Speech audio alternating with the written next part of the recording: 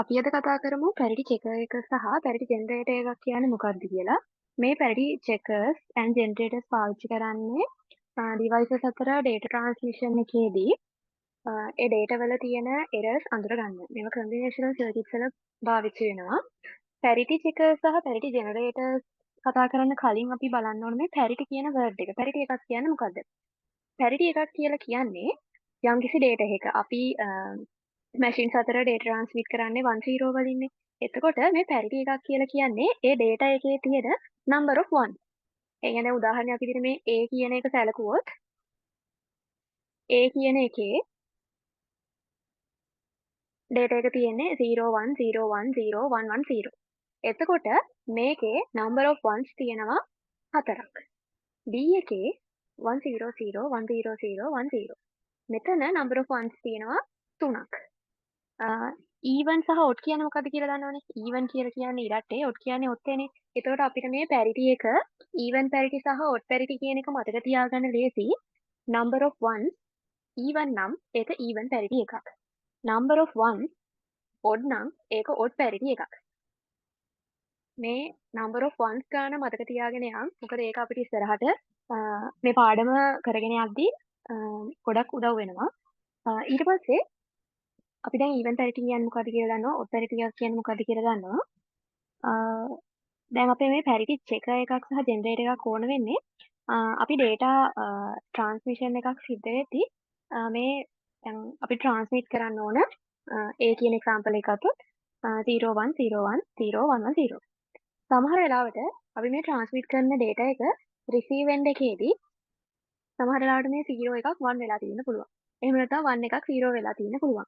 අන්න ඒක අඳුරගන්න. එහෙම එරර් එකක් තියෙනවා කියන එක අඳුරගන්න තමයි රිසීවර් එන්ඩ් එකේදී පැරිටි චෙකර් එකක් පාවිච්චි කරන්නේ. ඒ වගේම අපි ඩේටා එක සෙන්ඩ් කරන්න කලින් පැරිටි ජෙනරේටර් එකකින් ට්‍රාන්ස්මිටර් එන්ඩ් එකේදී අපි පැරිටි බිට් එකක් ජෙනරේට් කරන්නේ. එතකොට මේ පැරිටි බිට් එකක් ජෙනරේට් කරද්දී මේ පැරිටි චෙකර් කියන කන්සෙප්ට් එකේ ප්‍රශ්නයක් තියෙන්නේ එක ඩේටා එකක් එක බිට් එකක් වෙනස් වුණොත් ඒක අඳුරගන්න පුළුවන්. හිතන්න බිට්ස් දෙකක් වෙනස් වුණා කියලා. මේකේ ගණන් හදාගෙන යද්දී මේක පාවිච්චි කරද්දී ඔයගලන්ට ඉස්සරහට තේරෙයි බිට්ස් දෙකක් වෙනස් වුණොත් අපිට එරර් එකක් තියෙන විදියට කන්සිඩර් වෙන්නේ නැහැ. ආපහු එරර්ස් තුනක් තිබ්බොත් ආපහු කන්සිඩර් වෙනවා එරර් එකක් තියෙනවා කියලා. ඔයාලට ඉස්සරහට ඒක පැහැදිලි වෙවි.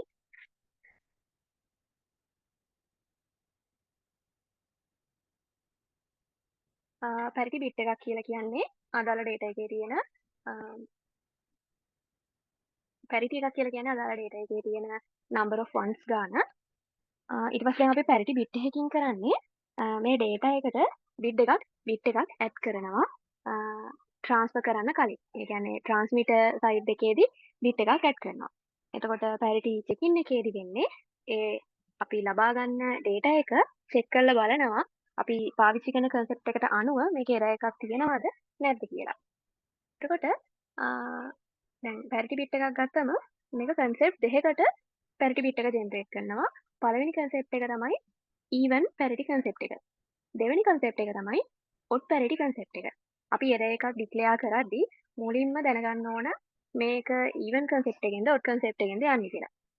ඊවන් පැරිටි කන්සෙප්ට් එකේදී නම් parity bits is generated to make the parity of the word even. අපි සරලවම කිව්වොත් even parity concept එකේදී වෙන්නේ අපි transfer කරන data එකේ number of ones ගාන even වෙන්න ඕන. even වෙන විදියට තමයි parity එකක් generate කරන්නේ. odd parity concept එකේදී අපි parity bit එකක් generate කරන්නේ ඒකේ තියෙන එකේ ඉලක්කම් ගාන ඔත්තේ වෙන විදියට, odd වෙන විදියට. දැන් මුලින්ම අපි even parity concept එක ගැන කතා කරොත් ඒකෙදී අපි උදාහරණයක් විදියට ගමු.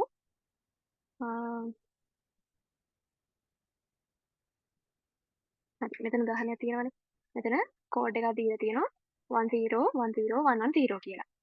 එතකොට අපි දැන් මේ කෝඩ් එකට පැරිටි බිට් එකක් ජෙනරේට් කරන්න ඕනේ. ඊවන් කන්සෙප්ට් එක යටතේ පැරිටි බිට් එකක් ජෙනරේට් කරනකොට මේකේ තියෙන එක ඉලක්කම් ගාන ඊවන් වෙන්න ඕන. දැන් මේ දීලා තියෙන කෝඩ් එකේ number of ones 4. එතකොට දැන් කොහොමත් ඊවන්. එතකොට අපි ජෙනරේට් කරන පැරිටි බිට් එක වුණොත් එක ඉලක්කම් ගාන ඔඩ් වෙනවනේ. ඒ කියන්නේ එක වෙලා හරියන්නේ නැහැ. අපි ජෙනරේට් කරන පැරිටි බිට් එක 0 වෙන්න ඕන. එතකොට ඊවන් පැරිටි කන්සෙප්ට් එකේදී එකේ ඉලක්කම් ඊවන් ප්‍රමාණයක් නම් තියෙන්නේ පැරිටි බිට් එක 0. එකේ ඉලක්කම් ඔඩ් ප්‍රමාණයක් නම් තියෙන්නේ පැරිටි බිට් එක 1. එතකොට ඒ විදිහට ඇඩ් කරාම අලුතෙන් හැදුණු කෝඩ් එකේ පැරිටි එක ඉවන් වෙනවා. ඊළඟට අපි බලමු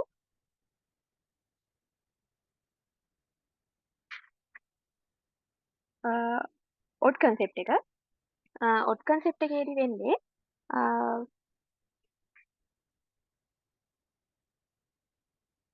දැන් මේකම උදාහරණයක් විදිහට ගන්නකො. 1 0 1 0 1 1 0.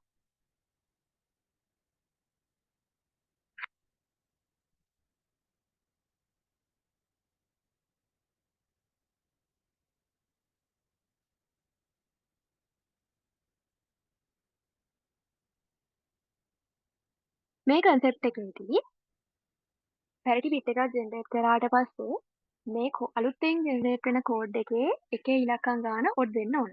ඔඩ් කන්සෙප්ට් එකට අනුව. දැන් අපි ට්‍රාන්ස්මිට් කරන ඩේටා එකේ එකේ ඉලක්කම් තියෙනවා 4ක්.